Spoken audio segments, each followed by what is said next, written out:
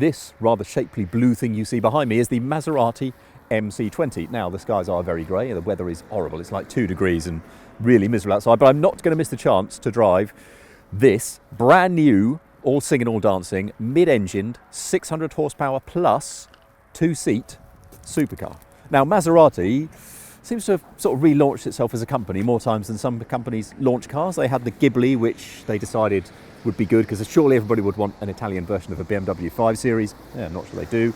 Levante, the SUV they launched, thinking sort of, surely everybody wants an SUV. Not sure it's quite done for them what they want. So this time they are back with the big firepower with a bang to say Maserati is back, and this time it has a supercar to prove it. So this right here is a carbon fibre passenger cell, 2 seats, one beside the other. In front of that is an aluminium space frame housing the suspension plus a tiny amount of luggage space. And then at the back, excuse me one moment, there's another aluminium space frame mounting the suspension, allowing a tiny bit of luggage space here. Then also what Maserati says is a new generation of twin turbocharged V6 engine. That drives the back wheels only through an 8-speed twin clutch gearbox, the same one I think that is fitted to the latest generation mid-engined Corvette.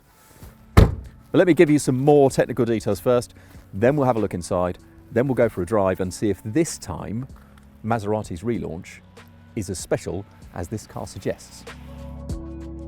Now, some commentators have pointed out similarities between the block of this V6 and Alfa Romeo's V6 and even Ferrari's V8, but there are very trick, unique, bespoke cylinder heads here with pre-combustion chambers. There's more on that tech at autocar.co.uk. I'll put a link in the description, it's quite interesting.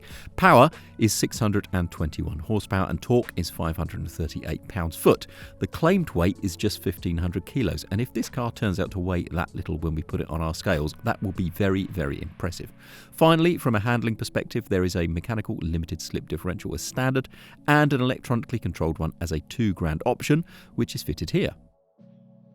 Right, welcome to the inside then of the MC20. The first thing I would notice about it is that I think it's less dramatically designed than the inside of, say, a Ferrari or a McLaren, or particularly a Lamborghini Huracan.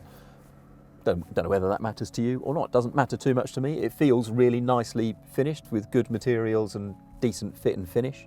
So I quite like that. It's not all plain sailing. I got in, pulled the door down. The first thing I noticed is my legs were very offset to the left. So the wheel arch ingress is down there. This may not be such an issue on left-hand drive cars. If you're in a left-hand drive market, you probably want the pedals a bit further over that way anyway.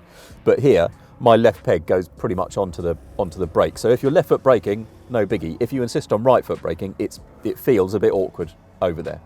Good things, this steering wheel, which reminds me a bit of an Alfa Romeo Giulia GTAs, which I'll come back to in a moment, is pretty much round as wheels ought to be. The huge gear shift paddles, which got a really lovely action, are stuck to the column as well, so they don't turn. I like that too, because no matter how much turn you've got on the wheel, the gear shift paddles are always where you left them. So this is a functional cockpit from a driver's point of view. That extends to having gear selectors down here and this big drive select mode on the transmission tunnel. So it's got GT, Sport, Corse, stability control off, or wet, which would give it extra traction control. You can change the damper stiffness in any of those modes. GT is the interesting one. If you think this is a GT car, if you want to treat it like a GT car, I don't know, is it roomy enough? Is it spacious enough? There's only sort of one cup holder back here, which for a long-legged GT would be a curious thing. For a supercar, matters less. So it depends whether you think this is a GT car or whether it's just a sports car. There is, slightly unusually for a supercar, there is a glove box. It's not massive. There are no door pockets. And apart from this little cubby here, there's not that much storage otherwise. But it is a functional, nice feeling, well-finished, well-fitted interior. I like it a lot. It's pretty clean. There's a lot on a touch screen. It's actually pretty simple to navigate, and it'll also pair with your phone, which is probably what most people will do. I like it. Let's see how it translates to being a supercar or a GT car on the road.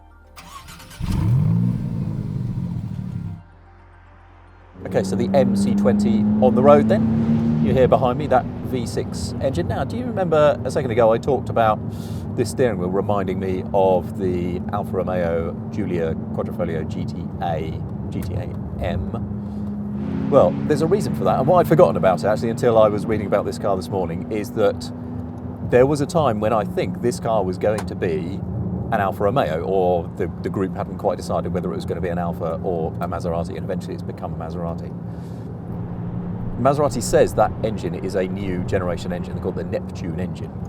But don't forget, the Alfa GTA does run a twin turbocharged V6. I've got to do some investigation as to see exactly how much commonality there is between them. But there really are elements to the Alfa GTA in this car.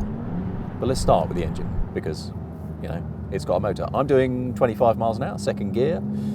It pulls, traction limited, really strongly. It revs around to 8. It sounds not unlike a sort of flat plane crank V8 in a way, but just a little bit more muted. It's quite quiet. Upshifts on this transmission are really smooth. Downshifts are not always perfect. There's sometimes a little bit of hesitation, but it's very good, and it's very long geared. I'm in 6th gear at 1500 revs, and it won't take 7th or 8th gear. That's how long geared it is. So if you want to know what it's like as a GT car, it is quite a long-legged cruiser. This trip computer says it's been doing 23 miles to the gallon, which for a car of this kind of performance, that's not bad, you know, is it? It's got a 350-ish mile range. I think that's pretty good at a cruise. But what really sets this car apart, and what really struck me as I started driving it, we really like the Alfa Romeo GTA and GTA M, really special cars, one of the most special cars we drove last year. This car's steering and its ride and its handling are not unlike it. It's got 3 drive modes, as I mentioned, so if you're in GT you get the softest dampers. If you push that through into Sport, you go to a mid-damper setting, which you can then drop the dampers back to soft if you want. And then there's Corse, which is the most hardcore setting, which brings the stiffest dampers, which you can then drop back to mid but stay in Corse mode.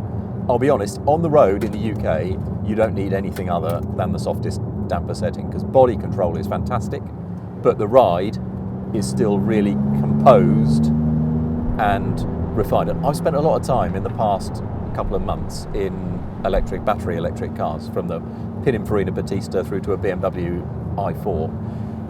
And what's really lovely about getting into a car like this is how light this car feels. It really just glides along. The steering is really lovely. It's not super quick like a Ferrari, but it does take up weight nicely just off straight ahead. It's got sort of more road feel than a Lamborghini Huracan, maybe not as much as a McLaren. Brake pedal feel is good and progressive. It just all hangs together really nicely. And if the sort of engine and transmission are just very competent, the ride and handling are really, really special. Really special. It's got all of those sort of lovely elements of the Alfa GTA M, but in a lighter, mid-engined, beautifully balanced package, and that is unexpected, but also really, really, really, really wonderful. So we've only got this car for a short amount of time in the UK, and Maserati has said, look, please only test it on the road, which is why it's on these winter tyres. Don't do any track testing, don't do any performance testing, don't do any comparison testing at the moment. We said, okay, fine, all right, if you let us drive it in that way, we're very happy to drive it in that way. So there is more to come later this year. We want to do comparisons, we want to do some track stuff. I cannot wait to see what this car is like when you really start to play with its handling, because everything I've experienced so far suggests it'll be really lovely. But I am intrigued to put it up against the car whose price is approaching. This is nearly 200 grand. So it is right up there in McLaren, Ferrari, Lamborghini kind of realms. And I am fascinated to see how good it really is. I'm really excited to see how good it really is. We will have more of those later in the year. So if you subscribe to the channel, if you click on the bell notification, you will never miss one. We're also at autocar.co.uk all the time. We're in newsagents every Wednesday or on digital subscription. We find us on all the social media channels too. Thank you very much for joining me in what I think has the potential to be one of the real stars of 2022. And I'll see you next time.